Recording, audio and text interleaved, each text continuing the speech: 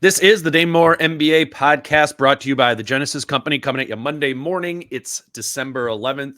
The Wolves play in New Orleans tonight. So today, we're not going to focus too much on that specific game.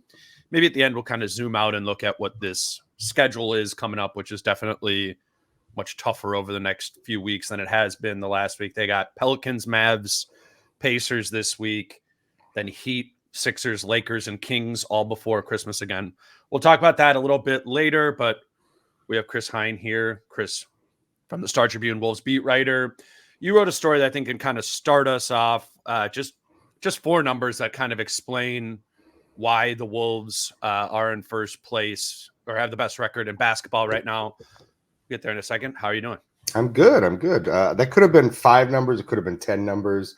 Really, I was just limited by space. And once I got to a certain point, I was like, well, I should just stop listing numbers now because we won't be able to fit all this in the paper. So we kept it at 4. No, I liked it. It's just like it's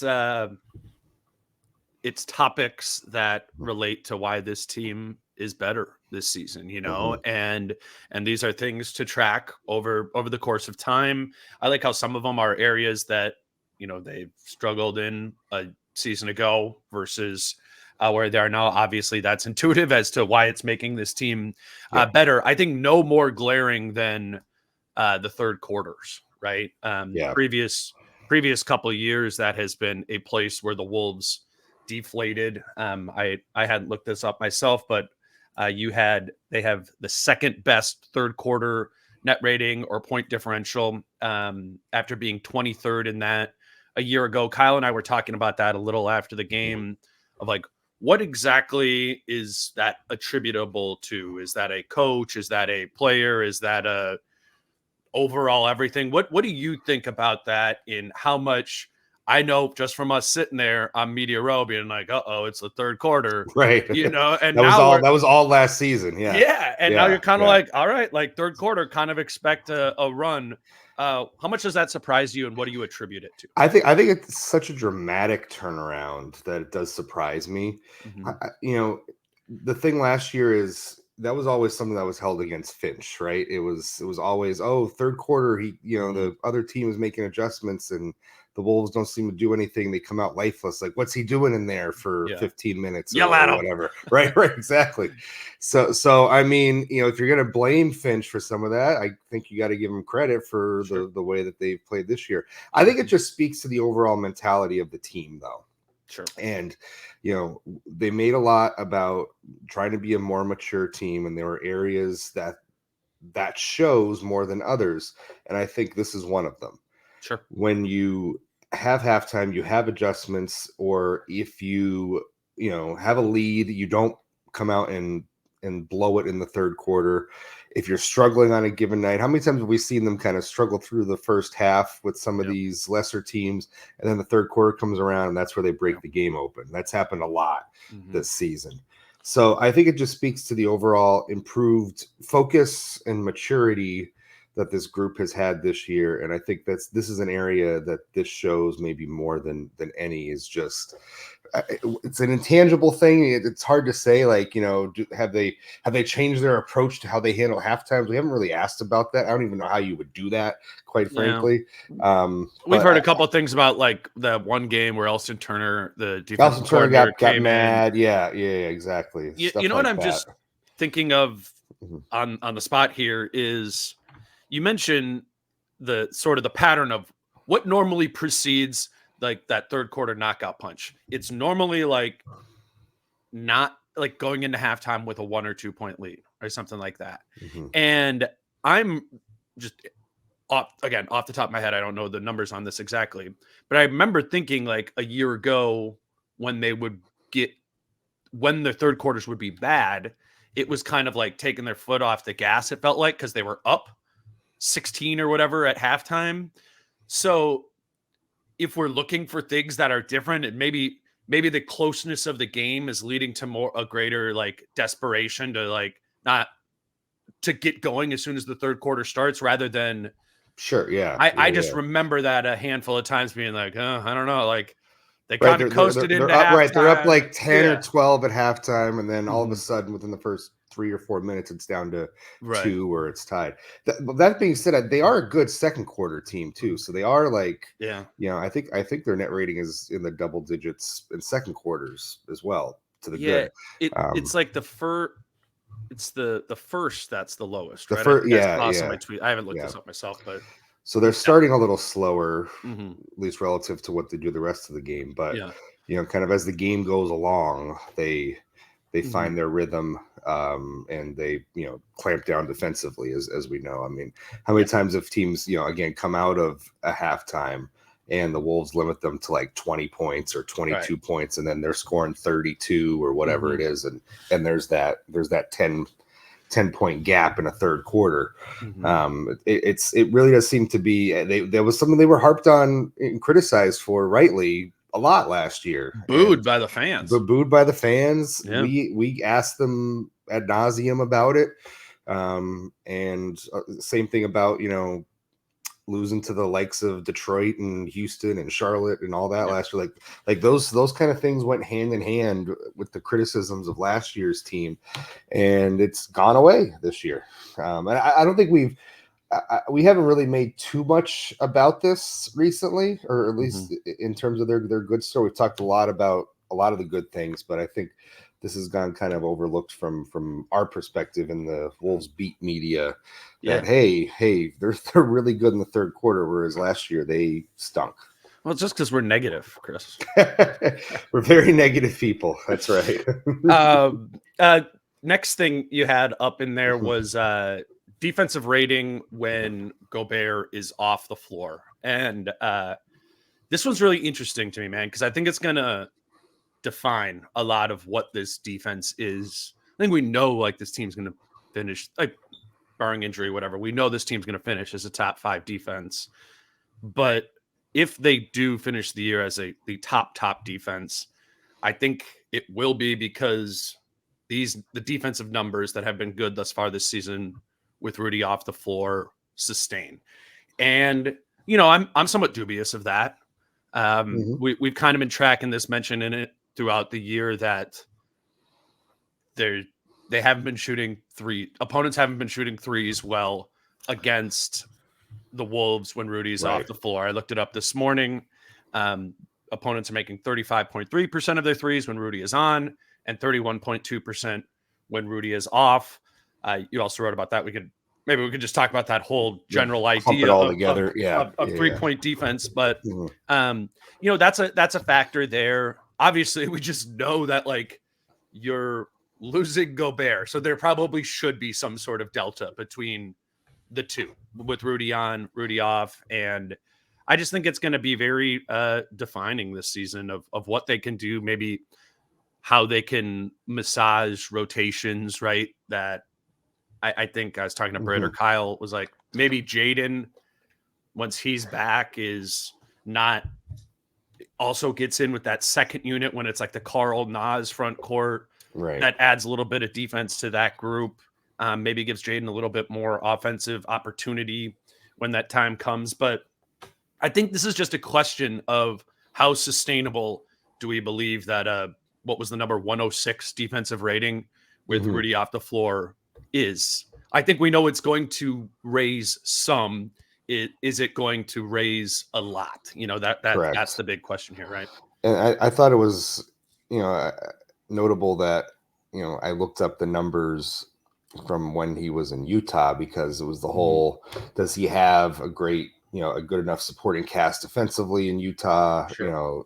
Is that why he got played off the floor in the playoffs or whatnot? And, the gap was significantly bigger in Utah for at least one of those years. And it was, I think, like maybe a 7-point or so difference in another one of those years, like the last 2 years that Rudy was in Utah. There was a big gap between when he was on and when he was off the floor. So I just thought it was notable to look that up, because it plays into what does he have around him? What kind of defenders do you have? That's probably the main thing here. I'm doing the negative thing of like, how is this maybe not true? Well, I mean, the other part is, if Jaden doesn't play tonight, they will have played just as many games this season without Jaden as they have with him. And even in 2 of those games, he was out early in the first quarter. One he got ejected in, the other one he got hurt in. Yeah. So they haven't had Jaden McDaniels for more than half the season right now. So, you know, I would also throw that in there. Well, and that's the point here too, right? Which really, this is the overall like theme around the Wolves and sustainability and belief in this is like, can you believe in Rudy Gobert and a Rudy Gobert led defense in the playoffs? And the reason to believe in it more is substantially better perimeter defenders on this Minnesota team, or just surrounding overall defensive personnel than those Utah teams had. And so to that end, like, it makes sense that the defensive rating would still be good with Rudy off the floor, just because the other 8 guys in the rotation are better than the other 8 guys that were in the rotation with Rudy in Utah. So I think, again, you can use this, and I think there's some merit to using this stat of like, look at the defense with Rudy off the floor. That's reason to believe that this team and this thing is more sustainable, maybe not only just for the regular season, but for the playoffs as well. We've been talking about that a little bit last week. I actually brought up that you were sitting there too. I brought up the conversation that me and Britt and you had with that scout, just because I thought that was, you know, I thought that was interesting. I think I disagreed with him, but it was interesting to know that there is really a thought around the league that 100% that they don't believe it. They don't believe in Rudy. They don't believe in the defense, at least in a playoff setting. And I don't know. I think the only way to grow that belief is to watch this team all the time, right? And be like, it's pretty damn good. I'm with you, because I do feel like if you haven't watched this team on a regular basis, and you know, if you're, you know, observing the league, you know, you're not really always tuning into every Timberwolves game, but if you watch, you know, a handful of Wolves games, you know that Rudy is moving better than at any point in his career along the perimeter. You know that, you know, they have good perimeter defenders who can stay in front of guys where, you know, Rudy might not have to come over and help as much in front of the rim in a given situation. So I think, and I wonder how much of, you know, and I didn't really ask this. I probably should have when I did the story on the defense a couple of weeks ago. Yeah, the Elston one. The Elston Turner one. I probably should have asked how much of what happened in Utah did you guys look at and say, well, we can't build our defense like this because once the playoffs roll around, we're screwed. I don't know. Man, I don't know if that had a big impact on it. I just know that Finch and Elston Turner like to play an aggressive style of defense, more aggressive than they played in Utah, and that's kind of where this has come from. But I'm with you in the sense that I don't know that the narrative of Rudy getting played off the floor, or like, you know, teams game planning for him. If you're game planning against the Wolves' defense in a playoff series, I feel like you'd want to pick on somebody else other than. Well, I mean, I would think that in a playoff series, you know, if I'm going through it and being like, where are the Wolves susceptible? I'm thinking about the minutes when Rudy is off the floor defensively. Right. I'm thinking like making Kat and Nas and even Kyle, you know, move in space and chase and do all those sort of things. Like, I don't know. I can't completely remove Rudy's lack of playoff success from the overall equation here, but I mean, I don't know, man. In the grand scheme of things to pick on when the playoffs come around, I think that's going to be a factor, but way overhyped in. I think there would be other things to pick at that would be more profitable. I think for opponent. I think if I was an opponent, I would want to make Anthony Edwards work as much as possible on the defensive end of the floor, because great point. I feel like, you know, that can affect his offense on the other end. Like, that's something that he's talked about, and the Wolves have taught. Like, whoever Ant is guarding, just have that guy run through a bunch of screens and make Ant have to really work on the defensive end. That would be something. That would be priority 1 or 2 on my offensive game plan, is let's try to tire him out. So make him chase like Nikhil has to chase. Right, exactly. Which looks hard as hell. So tire him out, so he's less willing to take the ball to the bucket on the other end of the floor, and that he settles for more jump shots. Yeah, that would be my scout's take, at least, on this team. Yeah, I mean, again, like let's see another 61 games away from the Correct. playoffs, but I don't know. Like it would almost be productive at some point to be like, oh yeah, this was a game or situation in which Rudy didn't work. I mean, I've kind of like pointed to the Sacramento game, but I don't know. That's Like it. But that's it. It's that's one it. of 21 games where they had an Mhm. off night defensively. Yeah. It's that just goes to show you just how consistent it's been, Mhm. how not matchup proof it's been, but Kind of. different stylistically teams over 21 Mhm. games, good teams, average teams, slower teams, quicker teams, smaller teams, Yeah. and it's held up Mhm. pretty much against everybody so far this season.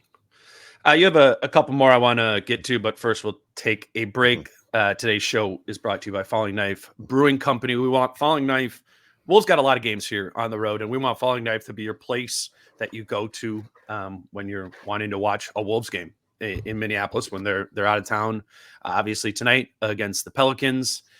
Falling Knife will have the game on, the sound on their projector screens. A lot of people have been going and watching the games there. Also, Thursday against Dallas is another road game there as well. So I don't know if on a Monday night you're not feeling it. Thursday night, maybe that would be a better time to go check it out there too. But I also think listeners, that Falling Knife supports this company, and we would love it if they were a place that you support too.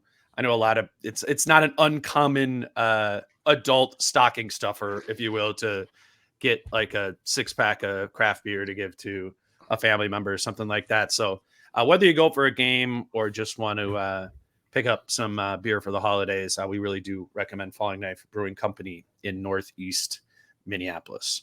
All right, Chris, let's keep moving on here. The other stat, and this is another one that it's like, how good should we feel about it? Mhm. They rank better in defensive rebounding this season than they did a year ago. They are still below average in ranking. And I actually looked it up this morning. They've allowed offensive rebounds on 29% of opponent shots.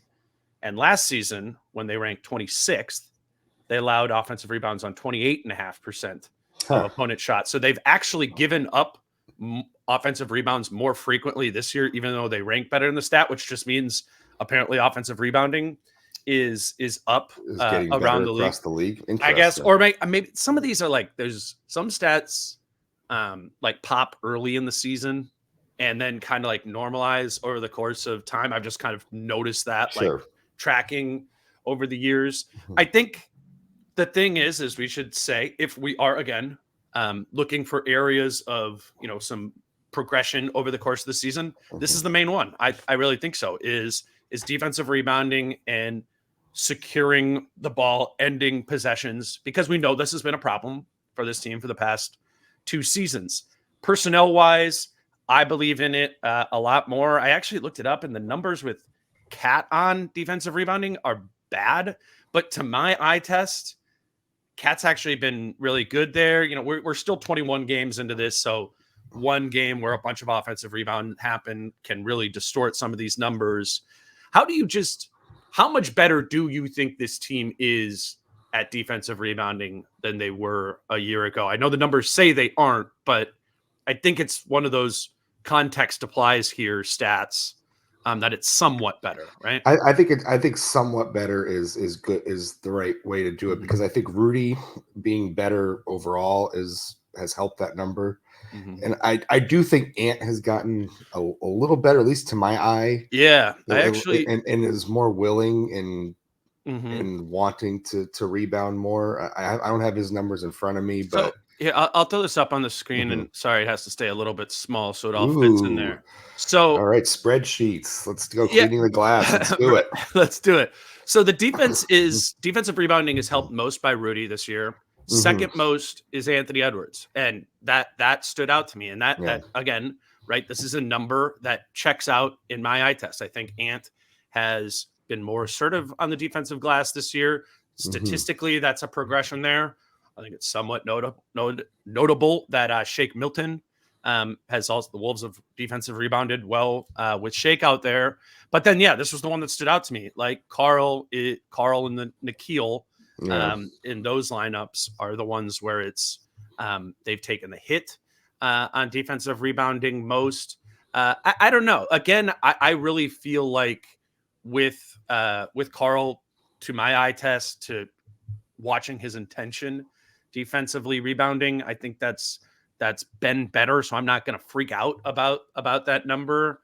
But yeah, I would give Ant some credit too of being more intentional rebounding this year. I remember. I think a good example of that is the game he played. Who the hell they beat the other night? Spurs, right? When he came back, like he didn't have it going, shooting wise. Obviously, first game back from injury.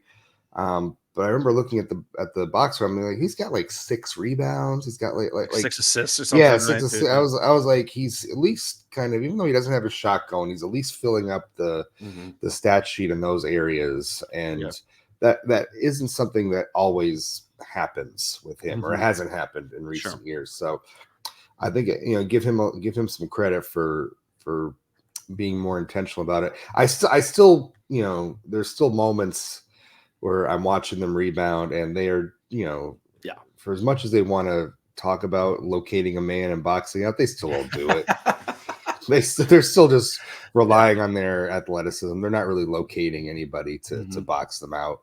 Who I will say though, and I mean, Nikhil, every time he's like at every that once or multiple times a game when I'm just like watching it back, I'm like, wow. Nikhil just did which is funny because he ranked so poorly in that stat of defensive rebounding differential. But I'm with you too. It like comes and goes at least. Like feels like it. That would be like the best way to put it there. So, but like we said, it is somewhat better. It's not an Achilles heel the way it was a year ago. It's not wrecking this defense at times the way it was a year ago. So they've at least gotten a little bit better at it, and that's made at least a bit of a difference. Tonight's going to be a Valanciunas as it always is whenever Valanciunas is on the floor. So it's got to be an area of concern. And I don't think they've lost a game because of rebounding this year, right? Like I wouldn't point to the Toronto, Atlanta, Phoenix, or Sacramento games being like that's why they lost. And I remember Sacramento at least early. I think early in that game got a bunch of offensive rebounds, and that helped. Okay. And they got some open looks off of that. At least.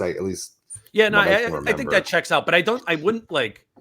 I mean, we could have at this point, 21 games into last season. Oh, we could have listed a bunch. Like, they lost to OKC because of that, San Antonio, whatever. And it hasn't been like you said, a complete Achilles heel for them. You want to talk about the Ant? I mean, we were getting into Ant a little bit there, but I think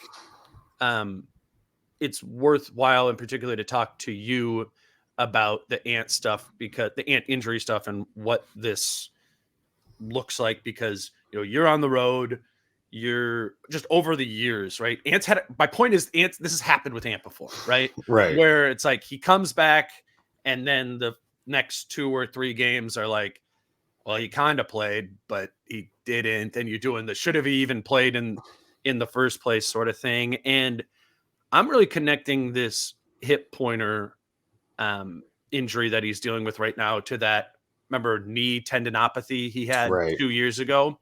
And as I understand it, both of those are like pain tolerance issues. And I don't mean that to subtract from the pain of it. I would imagine the pain is very serious with that hip and with that knee, but they're both the injuries that like the medical staff says you can play because you're not going to do further damage to the injury, but can you manage that pain in the midst of the game? And I remember we were both in Sacramento. Remember that a couple of years ago when Finch got like a little frustrated about it with Ant, and he's like, well, we need it. He's cleared to play. He needs to tell us if he can't play. I just remember him.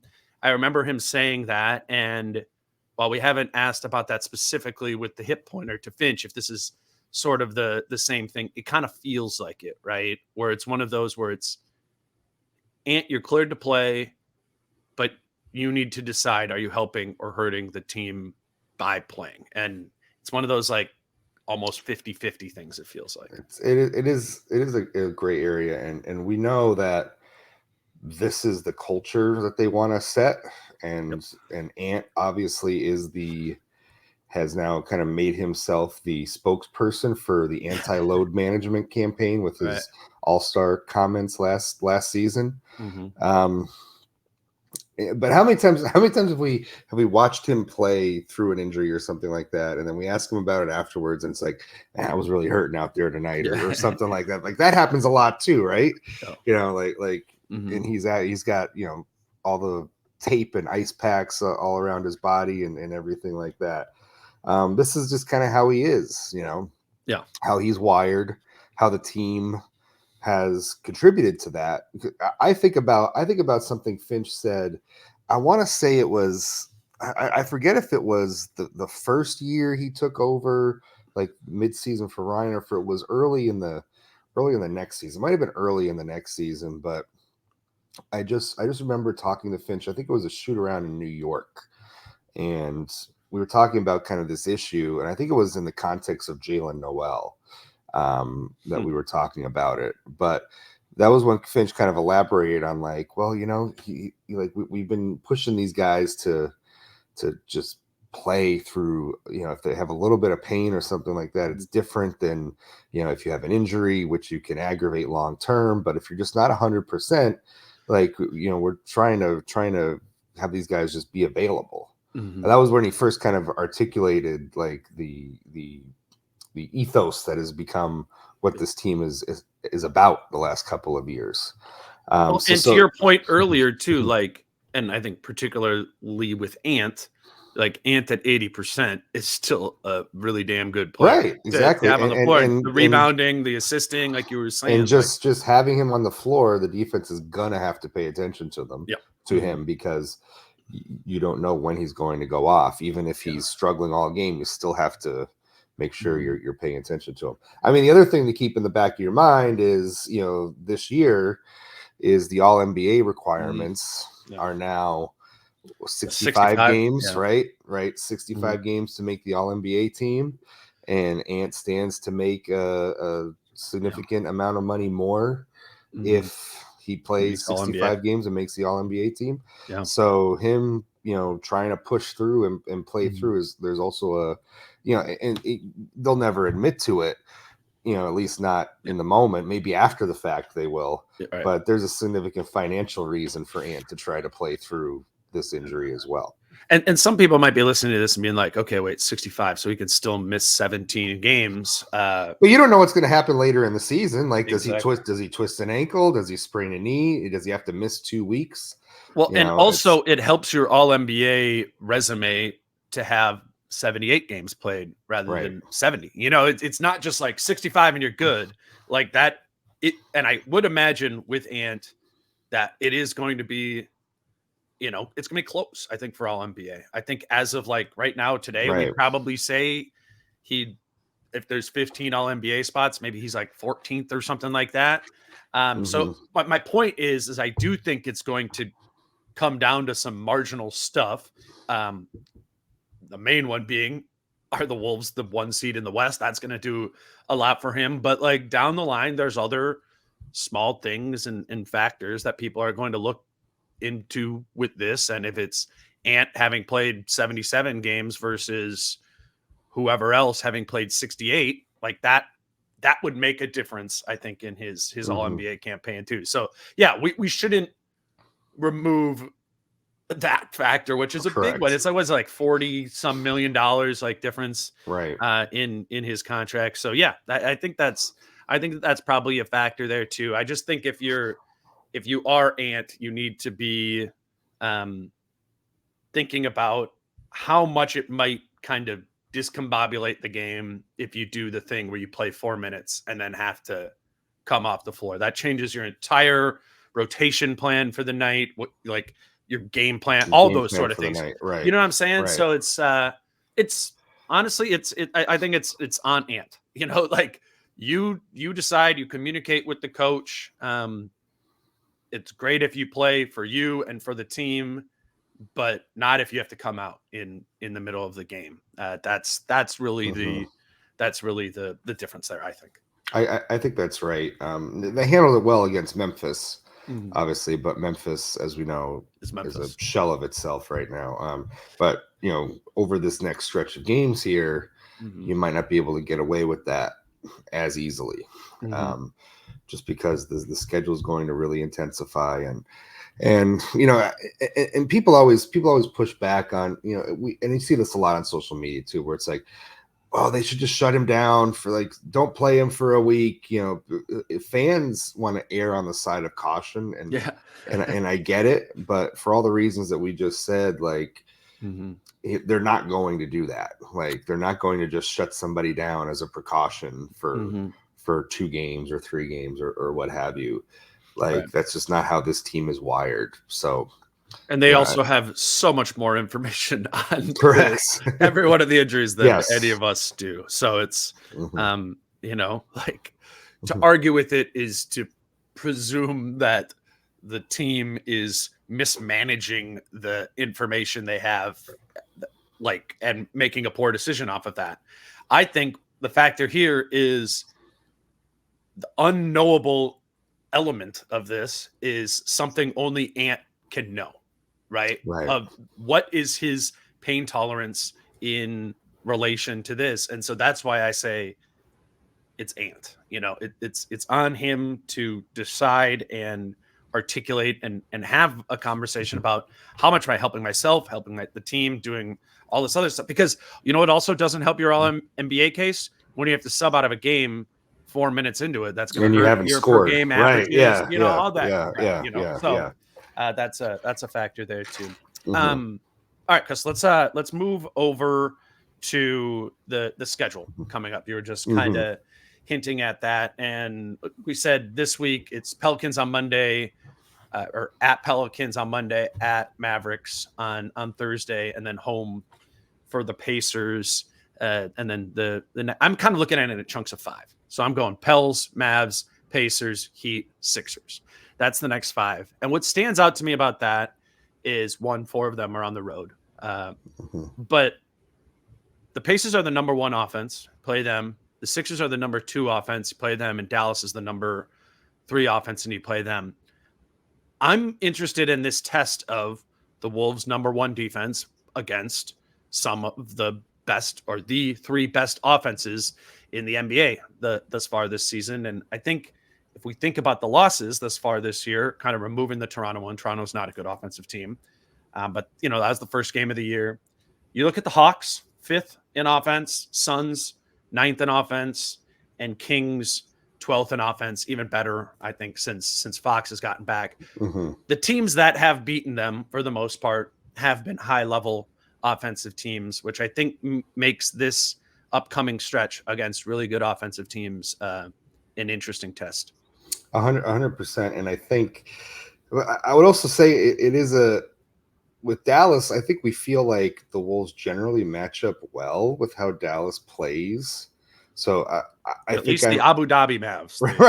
correct. Very well. But even that game last year that they won, Yeah. in Dallas, and I realized that, like, the Luka Kyrie pairing was still in its infancy at that point. Well, they And shut it down. they shut it down pretty well.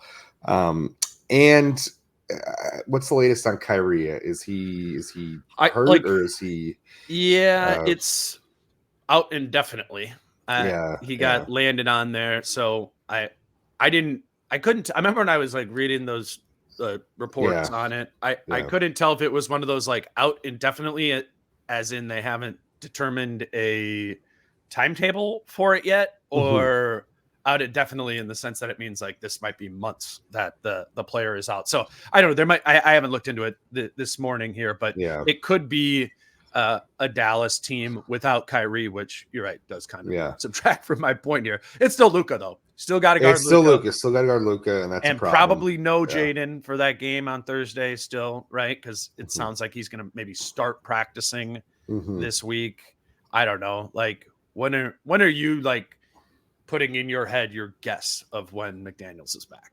I would say maybe later of the week, perhaps. Okay. So not the Mavs game. Probably Monday not. Pels. Probably not. Yeah, probably not. We're probably looking at the week or early next week, maybe. Again, that's not based on information or anything. That's just that's just the progression. Bit. That's just the progress. Right. It's based on like what they've told us about his progression back and everything like that. Well, we'll go off of Jordan. So Jordan starts practicing, and then like 2 or 3 days later was activated. Yeah. And so if Jaden starts practicing, was he listed as questionable for tonight? Is that right? Not according to your game preview I read. Was it? Well, I forget what the injury report said. Yes. Yeah, he's questionable for tonight. McDaniels is listed as questionable? He's listed as questionable. Okay. So that's a step in the right direction. So maybe Dallas on Thursday does happen. Either way, it's about to happen. And what better I mean, is there a single matchup in the NBA you would more want to have Jaden McDaniels for than Gardner Luka Doncic? I think that's correct. The one, right? So that would make a big difference. But I'm just interested in tracking this elite defense versus elite offenses, right?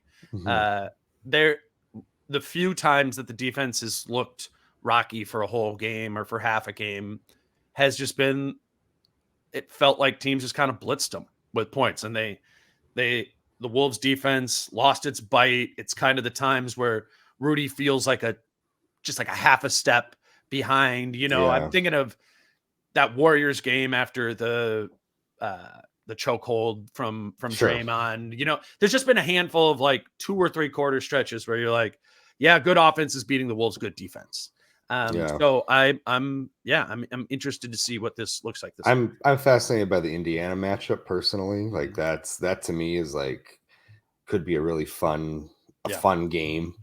I think that could be a schedule advantage for the Wolves. I think Indiana's on a back-to-back in that one.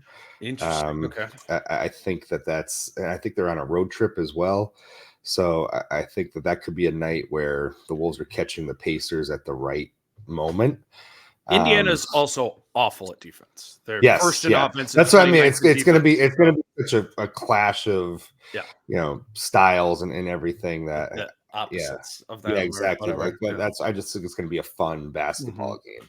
Yeah. And in Miami, you know what Miami's about. We'll see if Jimmy plays this time or if he's going to sit out against the Wolves again.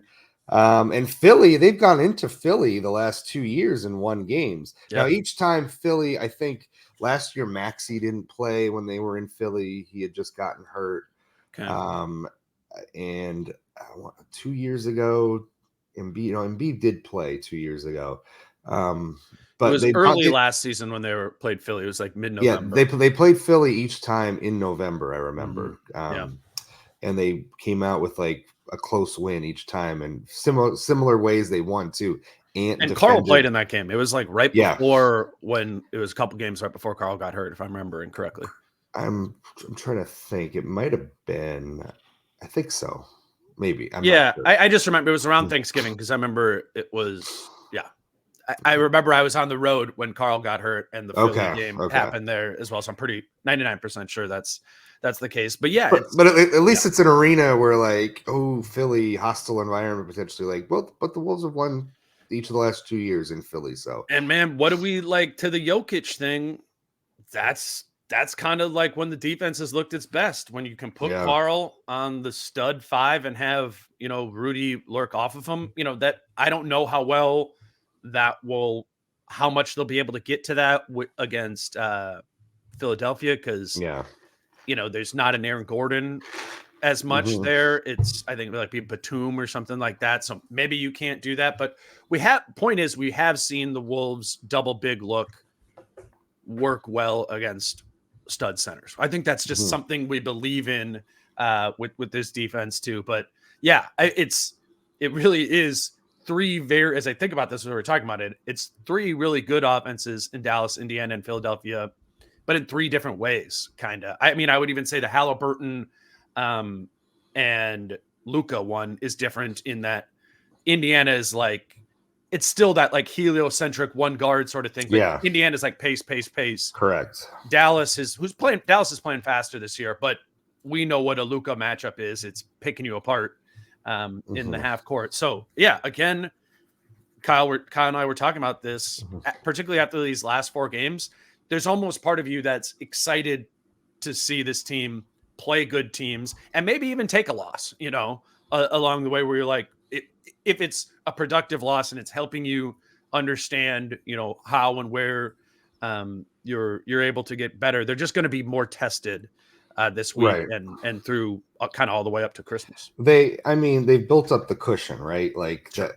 that's what this start has done. They've taken care of business against the team they should have.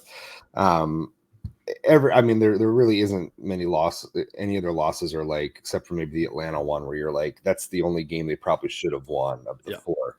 So they've built up enough of a cushion that if they do they haven't even lost consecutive games yet this season. So that's crazy to think about. So like if they do have a stretch, right? If they do have a stretch where they lose, God forbid, 2 games in a row, you don't have to panic as a fan base that they've suddenly lost it. This is potentially the toughest stretch of the schedule they're going to have all season.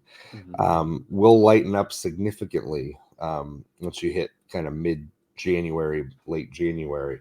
But you had between now and January 10th, the Wolves will play 16 games, all of them against teams who entered Saturday above 500, with 11 of those 16 games coming on the road.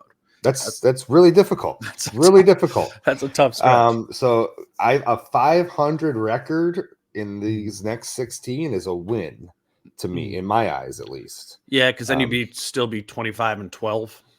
Yeah, you'd be 25-12. Yeah. And I think all the once you hit January 11th, I'd be interested to see all of like the strength of schedule metrics, that those things that come out or that people track. Like the Wolves, I'm gonna guess will have the easiest, if not they already do have one of the easiest remaining schedules, but they might have the easiest remaining schedule once we hit January 11th, because they'll have knocked off so many teams that are decent right now, and they still have like a lot of the kind of dregs of the league, like the Detroits and I'm thinking like Chicago and Portland and teams like that remaining on their schedule.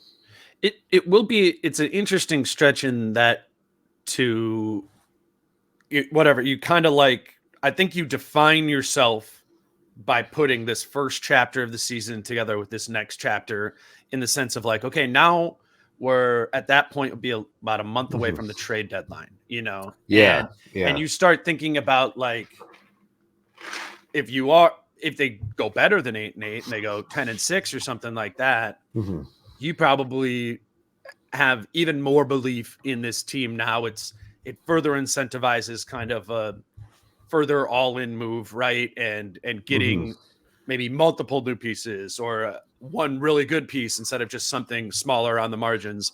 I just think we're going to learn a lot in this month. We learned a lot and changed our perspective on this team. Like, that is, all of us who have been watching this team closely, this team is so much better than we thought they were going to be in so many different areas, to the extent that it's believable that it's better than we thought. Is it this good?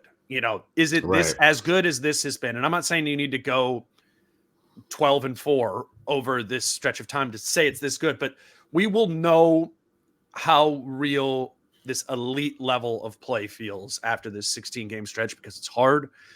It's against good teams. It's once a little bit of that mid-season wall fatigue stuff starts hitting, and other teams are going to face that some too. But I think a very defining stretch of the season starting.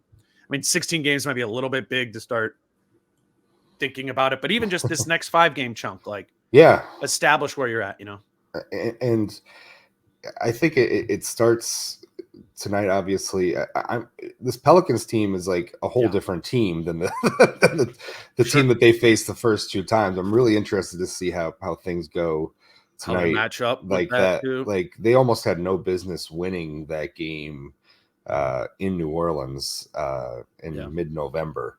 How they match up with Zion, how they're going to attack the glass, like, you know, or New Orleans is back to almost full strength, basically. You know, so our guy Matt Ryan's still hurt, but that's right. But I mean, that blowout loss that they had in the in-season tournament aside, I like what New Orleans has. Like, I think they're a tough team. And so really Trey Murphy back too. Some shooting. So it's going to be a whole different game than the two that they played previously this season with this team. It's like way too early to even think about this, but I could almost see this being a first round matchup, you know, where it's, I kind of think if we assume, you know, the Wolves are going to be in the top half of the top 4 seed in the West, it kind of feels like maybe the Pelicans will settle in at like 6 or something like that. You know, I wouldn't be surprised. Could it be the 3-6? Could it be the 2-7 game? Yeah. Something like that. And to that end, if that is the case, it'd be good to get a game against this Pelicans team at full strength. Because that first matchup against them was completely write that off. Blowout. You know, they killed them. It was like Ingram and Valanciunas and then no one else. They got a little bit more healthy for the next game. Wolves still handled them, but now they have Zion playing in this game, who hasn't played in either of the 2 first games. Trey Murphy. Did CJ play in the first time? No, I don't think he didn't. The first time CJ. The first time CJ McCollum's playing against him too. Yep. So I don't know if people are listening to this before the game tonight. Like, this is a different Pelicans team, and I would also say it's a different Pelicans team than if you watch that in-season tournament semifinal game where they got blown out. Maybe they enjoyed Vegas a little too much. I wouldn't be surprised. You know, they might have been the team that maybe they partied a little too much when they got to Vegas. Could be. Who knows? The thing is that they were playing well before that. Yes, they were playing very well. Yeah, to get to that game. So this game too is, you know, we're talking about those top offenses. New Orleans at full strength can also be a top 10 or better offense. Just if Zion is dictating, you have CJ and Trey Murphy and those guys spreading the floor around him. If Ingram's having a effective shooting night, Valanciunas on the offensive glass, like, this is a real team. And like, I don't know, I haven't seen today. Who do you think should Pelicans? When I looked yesterday, the Pelicans were favored by like 2. Interesting. Yeah. That's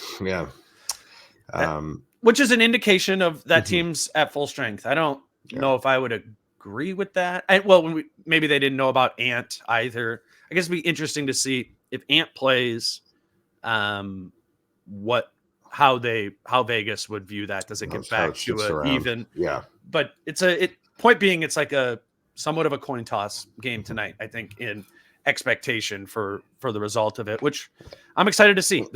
And you know, to your point about all the offenses they're going to see over the next 16 games here, especially this little stretch of 5. You know, on the flip side, I'd say, you know, I don't think many teams have faced a defense quite like the Wolves. You know, and I think similarly, those teams are going to be tested. Yeah, no, they're probably doing Wolves, the same thing. Right, exactly. Like, well, we've been awesome at offense. Here comes the number 1 defense into town. You know, like the whatever version of the Dane Moore podcast exists in Miami and Philadelphia and Dallas is probably doing the same thing, right? Yep. Right. Yeah. So we'll see. I'm just excited to, you know, it's great that they've been winning, but it wasn't against good teams. It wasn't with Ant at full strength or playing. Like, I'm excited for this week of seeing this team play against better competition, having Ant back at some point this week closer to full strength. Like we said, maybe Jaden, maybe Jordan McLaughlin. Like, I was again talking to Kyle about this after the last game. Like, if we're doing the luck rankings right now on injury luck, like, the Wolves actually have had decently bad injury luck. this year, missing Jaden for half the time. Like, so maybe some of that but comes they've around. weathered it. They've weathered it though, because their defense is so solid. And with the Ant injury, the timing was at least good. That when he got hurt, they entered a 4-game stretch of very winnable games without him. So they did get, yes, they've had bad injury luck in the sense that one starter has been gone for half the season. Ant's missed the last chunk here. But at least they've weathered it, and they had at least a little bit of decent timing with who they were playing in that stretch as well. Exactly. And that's why, all right, new chapter this season right now. This feels like we're past the in-season tournament. I don't know, like quarter of the season is done. What's next, and that has to be the mentality. There has to be the ethos of that consistency. And we'll see starting tonight against the Pelicans. Jason and I will be talking about that game on Tuesday or Wednesday. We got to figure out when we're doing that, but that's what's coming up next. Chris, I appreciate you coming on and doing this today on a Monday morning. Absolutely. You see those Brock Purdy MVP odds recently, Dane? Listen, listen. Brock Purdy MVP odds. I was looking this up this morning.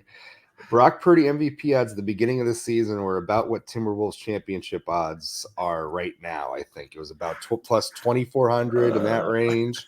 So, never say never, right? No. Hey, man, your Niners, they're rolling.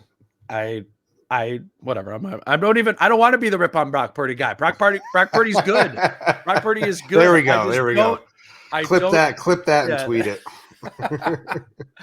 I just don't get how the NFL determines value of players, but that's why this is a basketball podcast. And plenty of people told me I was stupid for saying that when I had you on last week. So now this is the Niners podcast. This is the Niners podcast. Tell Dane how wrong he is in the comments. Yep. All right. He's a Niners fan. He's Christopher Hine. You follow him on Twitter at Christopher Hine.